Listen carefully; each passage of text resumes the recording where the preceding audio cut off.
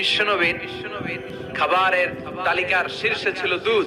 তিনি দুধ খেতে পছন্দ করতেন, তিনি মধু খেতে পছন্দ করতেন, তিনি রুম্মান মানে ডালিম ফল খেতে পছন্দ করতেন, তিনি বালাহ খেজুর খেতে পছন্দ করতেন, তিনি খুবস রুটি খেতে পছন্দ করতেন, তিনি খাল ভিনেগার সিরকা খেতে পছন্দ করতেন, তিনি খাসির বাজুর গোশত সিনার গোশত খেতে পছন্দ করতেন। বিশ্বনবী লাউ খেতে পছন্দ করতেন। লাউ খান তো?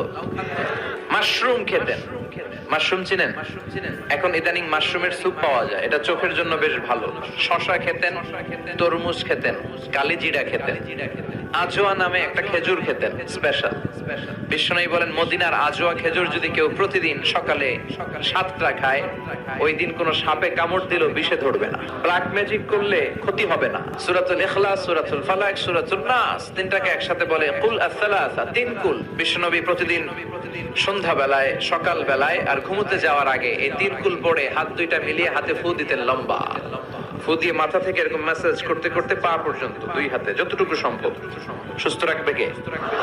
It's a protection from your Lord, from the all evils and devils, সব শয়তানের